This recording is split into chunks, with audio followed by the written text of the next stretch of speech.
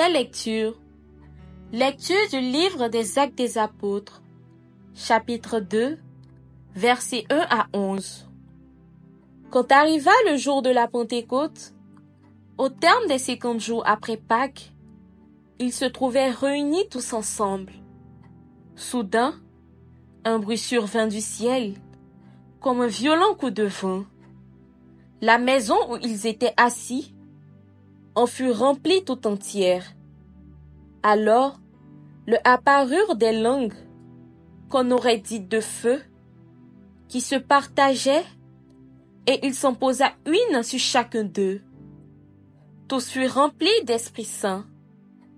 Ils se mirent à parler en d'autres langues, et chacun s'exprimait selon le don de l'Esprit.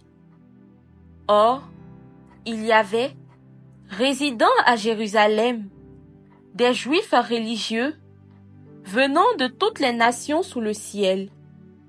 Lorsque ceux-ci entendirent la voix qui retentissait, ils se rassemblèrent en foule. Ils étaient en pleine confusion, parce que chacun d'eux entendait dans son propre dialecte ceux qui parlaient. Dans la stupéfaction et l'émerveillement, ils disaient: ces gens qui parlent, ne sont-ils pas tous galiléens? Comment se fait-il que chacun de nous les entende dans son propre dialecte, sa langue maternelle?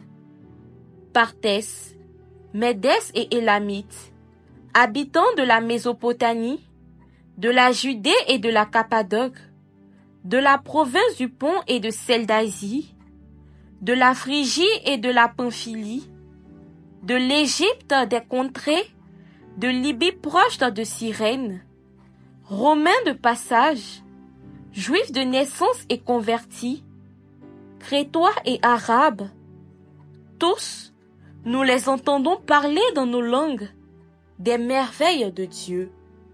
Parole du Seigneur. Ô Seigneur, envoie ton esprit qui renouvelle la face de la terre.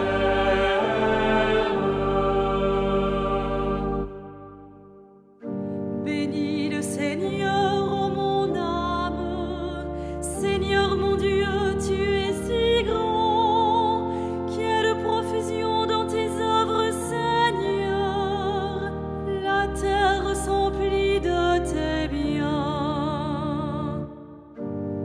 Tu reprends leur souffle, ils expirent et retournent à leur poussière. Tu envoies ton souffle, ils sont créés. Tu renouvelles la face de la terre.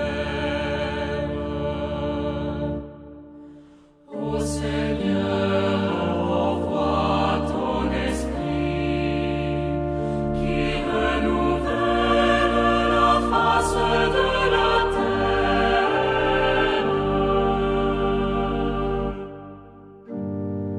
Gloire au Seigneur à tout jamais, que Dieu se réjouisse en ses œuvres, que mon poème lui soit agréable.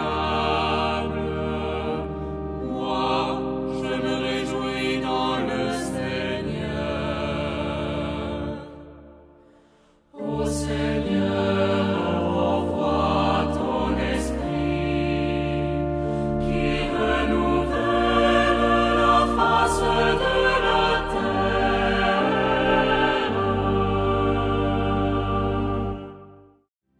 Deuxième lecture. Lecture de la lettre de Saint Paul apôtre aux Romains, chapitre 8, versets 8 à 17. Frères, ceux qui sont sous l'emprise de la chair ne peuvent pas plaire à Dieu. Or vous n'êtes pas sous l'emprise de la chair, mais sous celle de l'Esprit, puisque l'Esprit de Dieu habite en vous. Celui qui n'a pas l'Esprit du Christ ne lui appartient pas. Mais si le Christ est en vous, le corps, il est vrai, reste marqué par la mort à cause du péché, Mais l'Esprit vous fait vivre, puisque vous êtes devenus des justes. Et si l'Esprit de celui qui a ressuscité Jésus d'entre les morts habite en vous, celui qui a ressuscité Jésus, le Christ d'entre les morts, donnera aussi la vie à vos corps mortels par son Esprit qui habite en vous. Ainsi donc, frères, nous avons une dette, mais elle n'est pas envers la chair, pour devoir vivre selon la chair. Car si vous vivez selon la chair, vous allez mourir. Mais si par l'Esprit, vous tuez les agissements de l'homme pécheur, vous vivrez.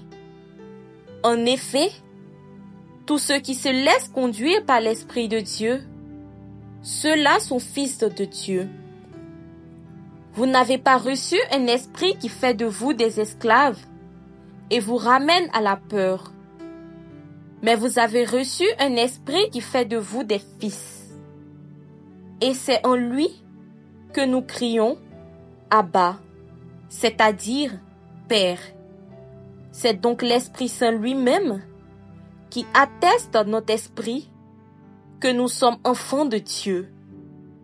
Puisque nous sommes ses enfants, nous sommes aussi ses héritiers, héritiers de Dieu, héritiers avec le Christ, si du moins nous souffrons avec lui, pour être avec lui dans la gloire. Parole du Seigneur.